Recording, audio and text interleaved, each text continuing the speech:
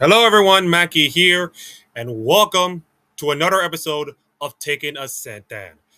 This is my mini series based on the very first tournament of the League of Legends calendar on the road to Worlds. And we are taking a stand on First Stand 2026. And let me tell you guys, it is going to be the most wide open, most chaotic, most incredible tournament that we're going to have with a unique format and pretty much the smallest ever stadium to ever host. And if you thought the LEC studio was bad for hosting an international tournament, this is a close second. This is absolutely a close second. In fact, this is probably taking the cake, of course. That honestly maddens a lot of people, especially Brazilian fans. It's like, oh, 3 months later, now you're really mad about the stadium being small for a tournament? Incredible. It just feels like little tangent, of course, before we get to the whole thing. It's like whenever it comes to like esports, in most cases, it almost feels like Riot is just so reactionary and so late to almost everything.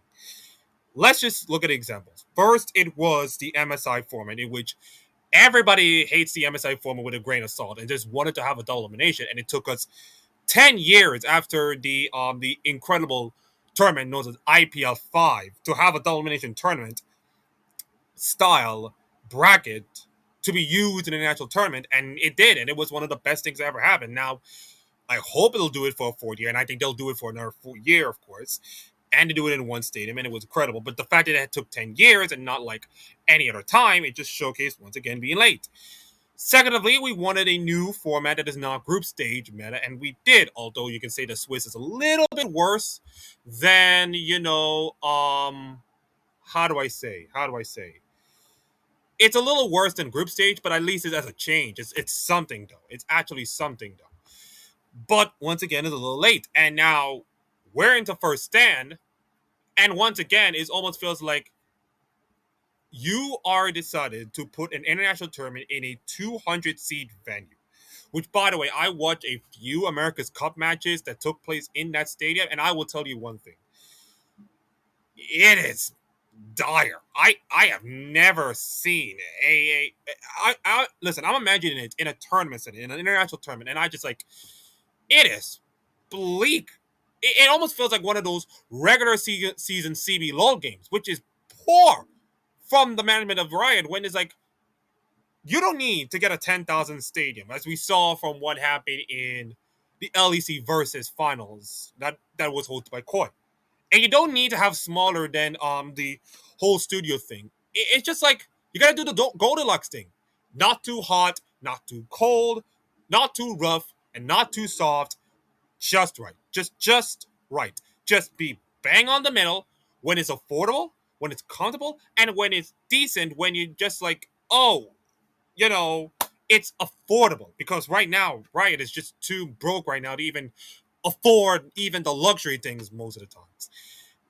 And you can do all the crazy stuff, with the production and entertainment for just a few pennies.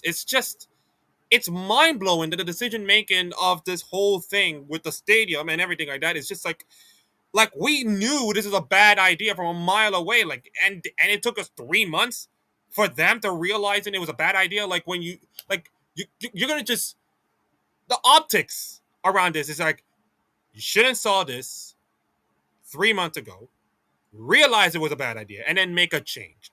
You could have just said that off the bat instead of just waiting for the reaction for people and then decide to make a change. Kind of like this whole Hex Tech thing, of course, when you did that last year. You just like, you're waiting for the reaction to happen instead of just realizing how bad an idea is.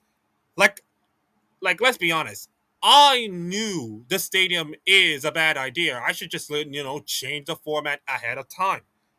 Now, of course, fortunately, Riot already made the bed months in advance, so who do I care, of course? And they will address this situation the next year. But I'll tell you one thing: this, and if this was happening in year one, I would be fine. But this is year two. This is year two. You're supposed to be ahead of this thing.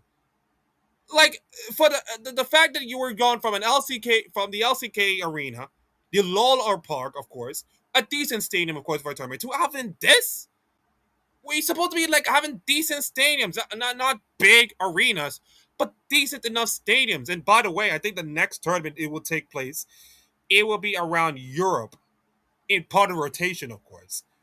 So I just wanted to at least do it in the Carmen Corp Arena. You just do it in Carmen Corp Arena. Just do it in one of those small stadiums, of course. Just do that.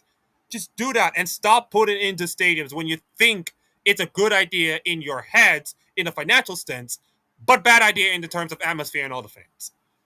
That's my tangent over. Ladies and gentlemen, we have the primer. And right here is all you need to know about First Stand 2026.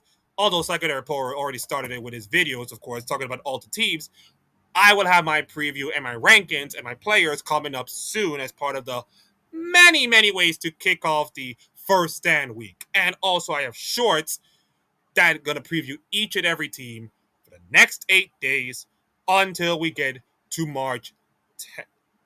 Well, hold up. The 17th. The 17th? 16th. Oh, yeah, the 16th. The 16th. Okay, 16th, 17th. I'm my brain confused. Let me just, please look it down. Please look it down. Yeah, the 16th. Okay. Sorry, just a little quick recap. Just make sure my brain is fine. And of course, it'll talk about the format.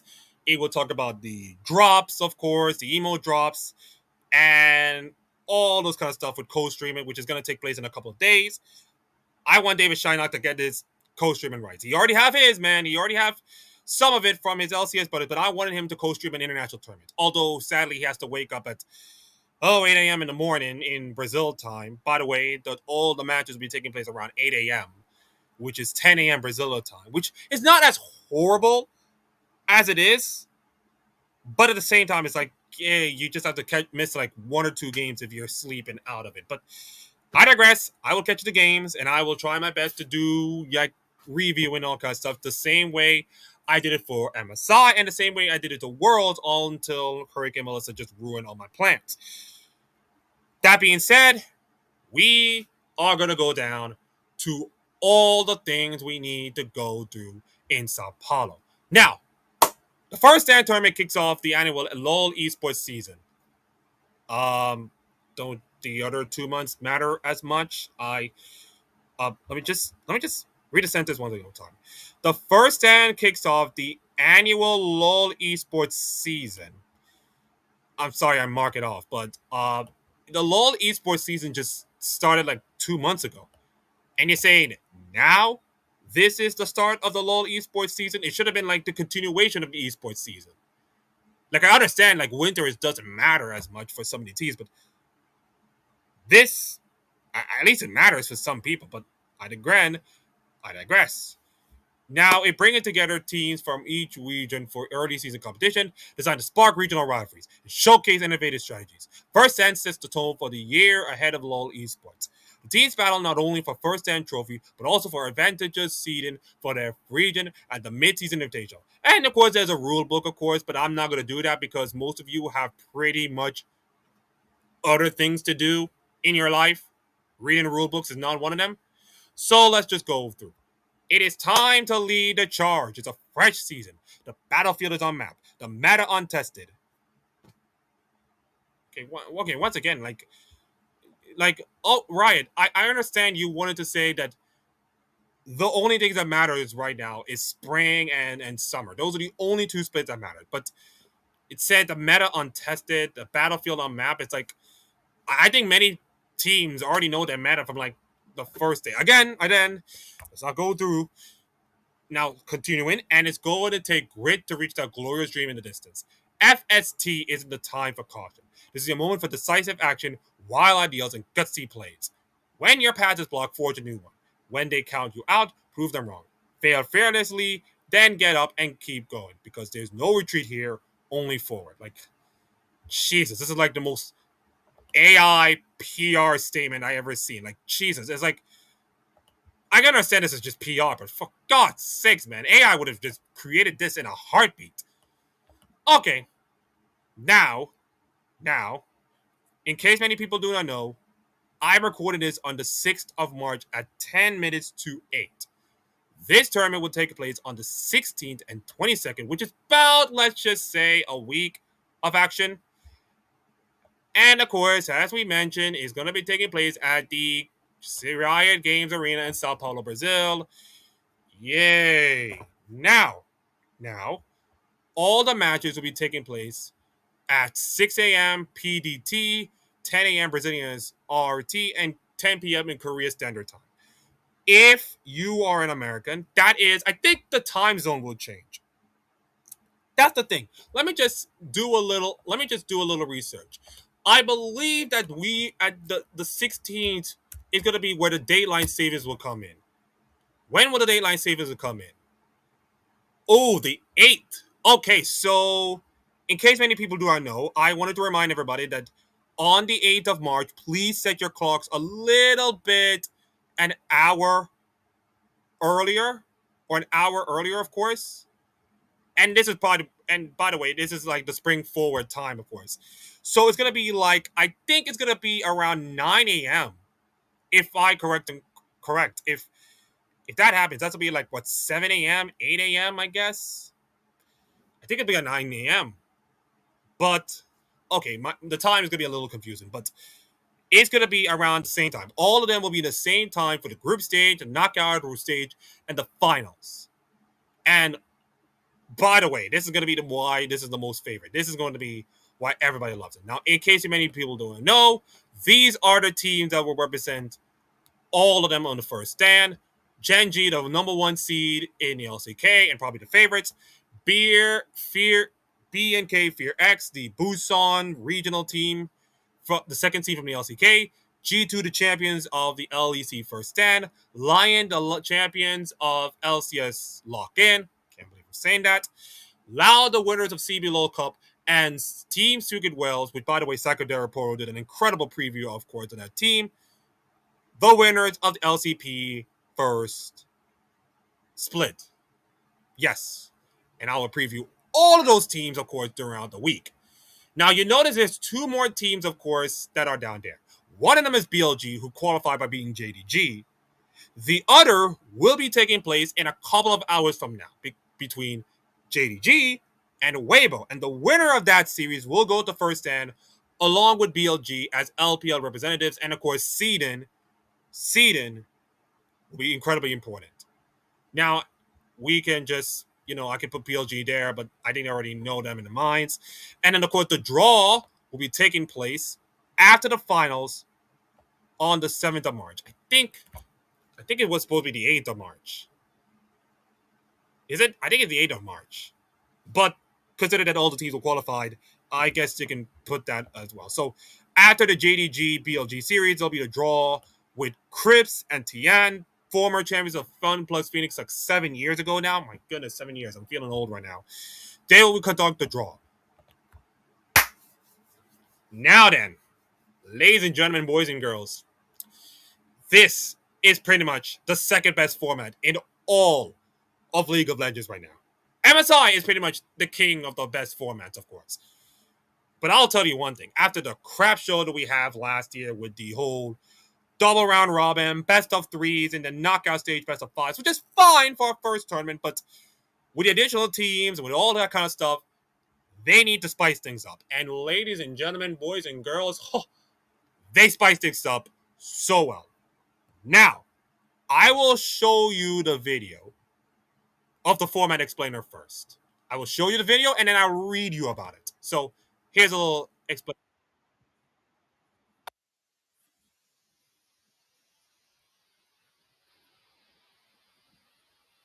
And by the way, you notice the voice is Captain Flowers, who's gonna be one of the many casters who's gonna do this event. It's pretty much the same old people. Although Ox is gonna be the newest member. It'll be Atlas, Ox, Captain Flowers, Kobe, Raz, Emily Rand, Medic, no Dracos this time, Vedius, and Laurel, not Shocks, will be hosting the event. Laurel Bully, of course, for the French hostess from the LEC. So it's basically the same old people, which another tangent here is that I cannot believe we're having the same old people. I mean, speaking about this from like last year, of course, I can understand. And listen, I can understand why. It's because the LPL is gone right now. We don't have the English speaking casters to do this. Nobody give a damn about LCP casters, and nobody gives a damn about CB law casters. They're trying to go for the people that they know about, and I can understand. I can totally understand, but it's like, just bring new talent in. Like, Jeff Cedric is right there, or Finn is right there. Kangas, he's doing his first ever international event, so I don't think he's gonna be part of it yet. But it almost feels like we're just getting the same old freaking slop every single time. It is annoying me, and this is not. And listen, this is not me attacking the casters. This is not me attacking the casters or anything. It's just like the same old slop that Riot Games have produced every single year to not bring the same different people. Just listen. I'm fine with having the same old people every time to like familiarity and figuratively and all kind of stuff. And besides the casting and broadcasting costs, it's pretty much cheaper and all kinds of stuff. But at least bring something new. Just replace some of the people. Bring in Kangas. Bring in Jack Septra. Bring in at least Finn or Odawame, of course. Bring at least one or two LCP casters or one or two guys from CB LOL, and then make it work. Make it work. Instead of just having the same guys from the LCS and LEC bringing you hopium to their regions that in the hindsight, minus Atlas and Ox, by the way, minus Atlas and Ox, that will never win an international tournament. Like, let's be honest. This is a Gen G international tournament to win unless otherwise. Unless Gen G drops the ball so badly, then it's going to be a Gen G coronation ceremony. And yet we're having the LEC and LCS casters just being like, no knowledge about every region. Although, let's be honest, I don't know anything about LCP nor CB LOL. Fine. But that does not give you the right to like slot in the regions that like nobody gets a chance to win or something. You gotta have to give you knowledge about the LPL. Like, bring in Nymera. Bring in Sam, his brother or something. Bring in Mazel, who, by the way, does work for LCS in terms of the NA LCS, and also does LPL as well. You don't have to bring him on as a cast or anything. Just bring him on as a special guest. Give him something about these teams, of course. Just give him a little preview. Just have them involved in some way instead of just having the same old thing just being shoved in our ears year in and year out. And I'm freaking tired of this, man. And it's not their fault. It is the way of the name, and it is the way of what broadcasting is right now, winning Riot Games and winning all these people. Again, this is not a hatred to these people. I'm not threatening these people to saying, we need you better, get out, you do not deserve anything. I'm just saying, I'm just one new people in here, okay? I just want fresh perspectives. That's my 2 cents. More Captain Flowers. Because he's my favorite caster, and I love the dude.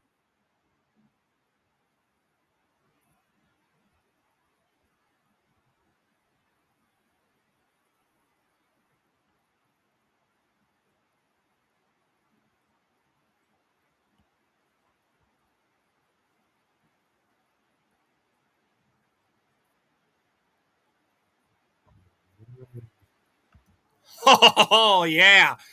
Best of five, ladies and gentlemen. Not best of threes and then into best of fives. All best of fives. We get in the smaller version of MSI, but way better. Way, way better. I mean, this is beautiful. I gotta say, man, it's way better than last year. It's clear last year's first stand format out of the water by a mile already. But we continue.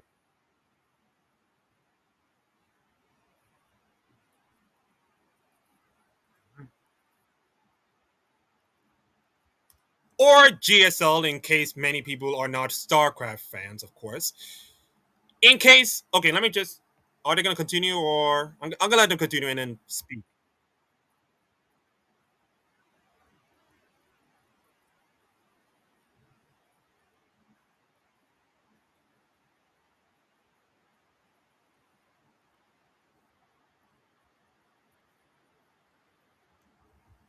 Okay.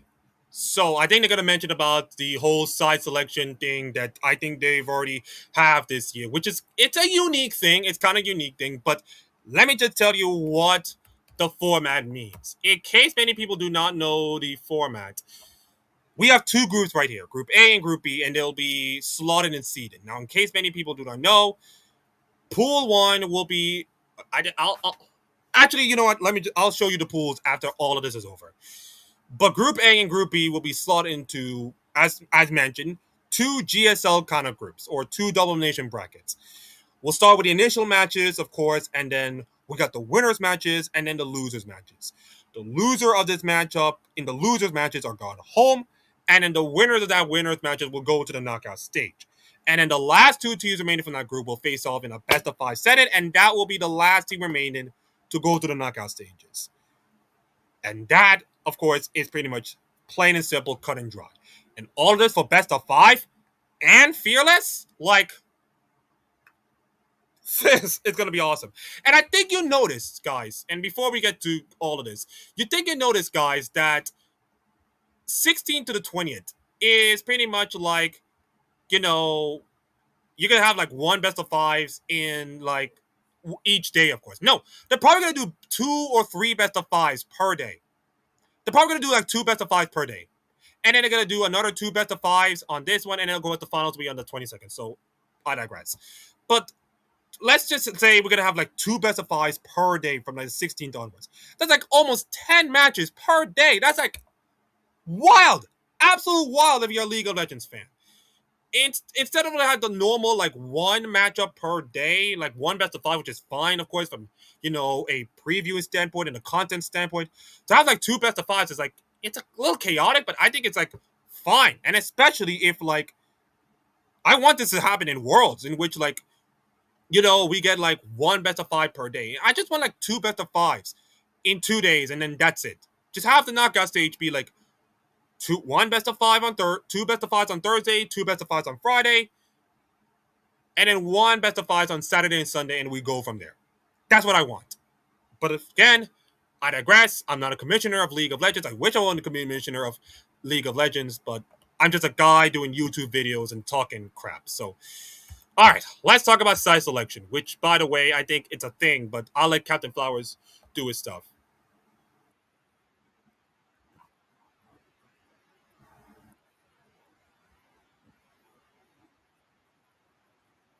Mm-hmm. Mm-hmm. Yes, that. Yes, so in case many people do not know about it, of course, and by the way, that's APA showing off his muscles, and sadly, we're not going to have him nor Cloud9 because, yeah, it is what it is. In case many people don't know it, you get an option. Now, Team A and Team B, I already mentioned this before way back when, but I'm going to mention it again. Team A would either pick red side or blue side, or they will pick first. If you pick first, Team B will either have red side or blue side. And then vice versa, if Team A pick red side or blue side, then Team B will have to pick first. Sounds cool? Get that? All right, we move on. Mhm. Yep. Yep, I mentioned that.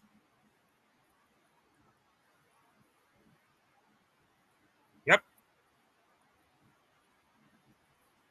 Yep. Yep.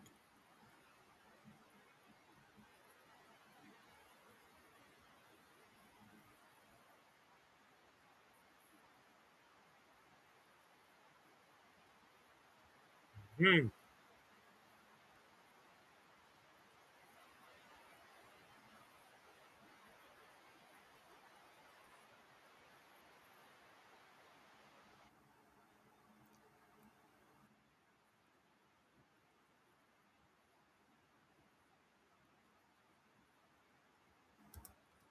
And by the way, the trophy is a fine, I guess. It's not as prestigious, by the way, as the MSI trophy or the World's trophy, which, by the way, have the Summoners Cup back. I mean, it's only the second year. Just give it time, and hopefully, better decisions will be made, of course, and give it more prestige. It'll be like the third best tournament. But for now, it's like the trophy is good. It's not better than MSI, and it's not even better than Worlds. But that's fine. All right, Captain Flowers, thank you very much. And we move forward. Now, he did not, of course, say anything else, but I will fill in for him. Is that the winner of this first stand tournament will be getting a second team into the bracket stage of MSI.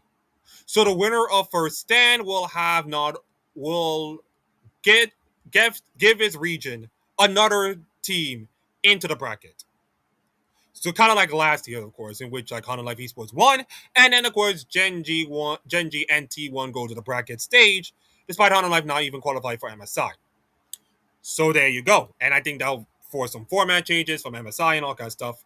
I'm just saying that because LCK and LPL are kind of like auto winners, of course, but never happened. You never know. Now it is time for some other stuff. First off, the FST Finals Day from the Ruterra Fan Fest on March 22nd, which is the final. We're bringing Demacia to Sao Paulo. And by the way, the whole season theme is Demacia. And I think they're doing a really good job, some as others. I mean, I saw the LCS finals, by the way, in with the whole Demacia theme, of course, with the whole robe and the five guys sitting in their chairs and all kinds of stuff. It's kind of cool. It's kind of cool for the fact that it's not in a big arena and it's only in the studio, of course. It was fine. I'll give LCS props, of course. But the whole theme is Demacia. And it said that the Ruterra Fan Fest will be an immersive community experience taking place at the Visual Farm Gymnasium. Okay, I'm going to show you guys where that is. That is the Cultural Center in Sao Paulo, Brazil. And I'm going to just show you some photos. There it is. And I have to say, it is a pretty cool site, of course. If you are in the Brazilian area, just look at this. It is such a cool site. Look at all these pictures, the historical premise. There's the Leonardo da Vinci area, there's the Mona Lisa. You see all of this. It's so cool. It is so cool. Absolutely riveted stuff for the Fan Fest. And it's said that fans will be able to watch the FST finals, check out gameplay stages for TFT, LOL, 2XKO, Wild Rift, meet cosplayers, purchase and support local artists at the artist gallery, get swag, and more. Like, what? No Riftbound? Like, no Riftbound. Are you kidding me? Like, at least put Riftbound in there. Members of the game dev team will be present to engage with local players and creators. Tickets are free and are available on a first come first serve basis. All right. Now then, for some skins. Although, let's just say that, remember, Riot Games has already removed all the prize pools for this tournament and all the League of Legends tournament so that financial stability, I guess. Listen, I did like 2 years of, business studies in college, man. My knowledge is not the greatest in most cases, but I just want to know, what are you planning to guess? So from March 18th to 15th, we will share a portion of proceeds from Warhound Senna and related skin chromo bundles with LoL esports teams. Now, in case many people do not know what Warhound Senna looks like, let me just show you a little preview. There is that sexy woman. Oh, my God. If you wouldn't broke up with Lucian, I would be your wife.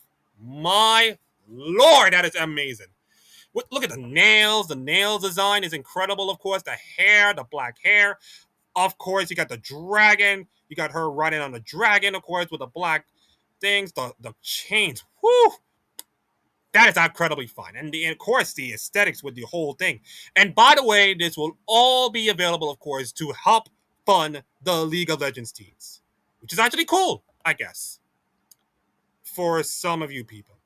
Now, fans can purchase the Warhound Center as a standalone skin, a border set bundle, or a chroma bundle with individual chromas also available. Drops and watch experience. First stand is headed to Sao Paulo, but you can still earn drops no matter where you are watching from. Tune in live on lolesports.com and log in with your Riot ID for a chance to earn drops throughout the tournament. An exclusive Evelyn emote will drop during the finals match, with additional surprise drops from the Esports World Cup and Secret Lab lighten up select moments along the way. Yes, you notice that this little elephant in the room has already come up again, and to those I said, okay, you're watching something that involves sports watching and all that stuff. Is like, and what are you watching? Of course, oh, you're watching tennis with the PIF logo, of course. So you know what? I kind of give up on you guys. I'm not gonna be in to all the political BS. I'm gonna watch my League of Legends games and just be quiet. Just be quiet. For your Twitch people. All the Twitch subscribers to participate in LoL esports channels during first stand receives benefits like custom chat, emotes, badges, and ad-free viewing. And oh, by the way, guys, I don't even need to watch the LoL esports thing. I'm gonna watch it on YouTube or Twitch with like co-streamers, or like David, of course, if David could get in. But if he doesn't, I will watch the whole thing on like YouTube. So it's all cool. It's all cool.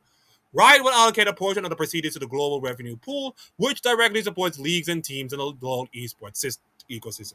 So yes, ladies and gentlemen, if you get all the custom chats, emotes, and badges and ad-free viewing, you get to put in your way to help the global revenue pool. That's great. Now for the subscription perks, you got ad-free viewing, event exclusive Twitch e-chat emote, Twitch channel badges, channel point subscriber only chat.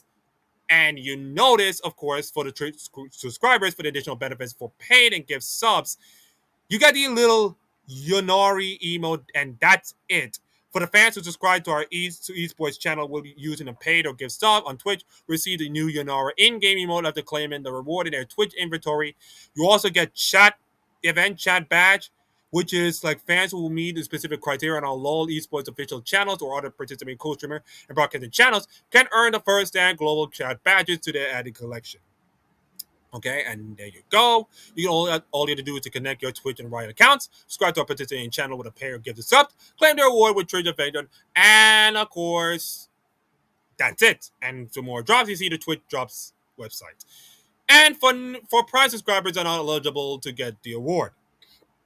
Now, these are all the LoL esports channels that are taking place. This is for the CB LoL, the Latin America, the Taiwanese, and of course the Japanese. And by the way, co-streaming, which is a big thing, by the way, will be back. And of course, bringing the assignment with local talent and all kinds of stuff. And the qualifying professional teams are invited to host official team co-streaming throughout the tournament and enhancing the viewing experience for their fans. Now, the full roster will take place on March 11th. And they are thrilled to be back with co-streamer Hub, presented by Opera GX, of course, with the director to showcase official co-streaming channels and filtering options for preferred languages. So if you want to see a Spanish person, you see a Spanish person. If you want to see an English person, you see an English person. Now, you notice that the date is, of course, March 11th. Now, in case many people don't know it, my favorite person is David Shynock, my guy who I admired, of course. He's get to decide his team on that specific day. The problem is that, well, he's not going to get co-streaming, of course. He got his co-streaming on a limb, of course, and I don't think he's like committed to ever do like big time co-streaming because, of course, he's doing work, he's doing golf, he's got a lifetime, and he got a wife, so I will not do it. But I want that to happen. Maybe not today, maybe not next year, but I want that to happen. I want to see David Shynock get the co-stream in an international tournament, and I want that to happen to me too. But again, life just have another way to put everything on hold. Okay. And by the way, all the other third-party content creators, those that are not affected and invited to a live stream, and with the standard content creator guidelines will remain affected. So on March 11th, we'll find out the known alliance. I think we all know the K-Drills and, the E-Buys and the Commentos and, those are the main English-speaking broadcasts. And I think you guys have some Japanese and Sakura Report. I just want Sakura. By the way, I think Sakura Report deserve it. If Shydog does not go, I want Sakura Report to go through. And by the way, I watch his channel, of course. And by the way, if you want some love, please subscribe to this guy. He is so good with all these kind of stuff. So good. And maybe he got a ghost streaming, of course. He did LCP. He did, of course, LCS just a little bit. So maybe he might get a co-streaming work. Who knows? But that's it. That is everything you need to know about the first stand tournament that is taking place in the Riot Games Arena in Sao Paulo, Brazil. But the first stand international tournament in Brazil and the first ever tournament to be taking place since 2015 at MSI. Yes, 2015 MSI. Actually, no. 2015 was the very first MSI. I think you can say 2016. 2016. By the way, when was it? By the way, when was the last time MSI was taking place? I think MSI. I think when was the last time Brazil will have MSI? Let me just. I think it was 2015. It can't be 2015 because 2015 taking place in Sao Paulo. I don't know. Wait, hold up. Let me just see if I can get it right. I think it's 2016. So this is like what 10 years since Brazil has ever hosted a League of Legends event. I mean, this is a huge deal, regardless of the stadium and all kinds of stuff. This is a huge deal. Yes. No. No. No. Not 2016. Not 2016. 2016 was the CLG Miracle team. That was in China. I think 2017 is in Brazil. 2017 is in Brazil. I believe 2017 is in Brazil. Yes, 2017 in Brazil. So it's 9 years since Brazil has ever hosted a League of Legends international event. And regardless of the stadium and all kinds of stuff, I cannot wait for this to happen. I will do shorts based on all of that one, all the teams, of course, in the coming days, and I will do my preview and all the teams, of course. And then, of course, I will, preview all the matches and then get my little bit of review, of course. I'm not gonna do like this whole review, like let's look at the matches and all kinds of stuff because A, it's best of fives, and B, is gonna be too much for me. I'm gonna do like narrative reviews, like how this win is huge in the context of regionals and all kinds of stuff. Those narrative reviews and those kind of stuff. The simple thoughts that many people do instead of just rotting your brains on like 6 sevens and all kinds of stuff. I can't believe I'm saying that thing. Anyways, thank you all for watching. Like, comment, subscribe to all things League of Legends stuff, and I will see you next time.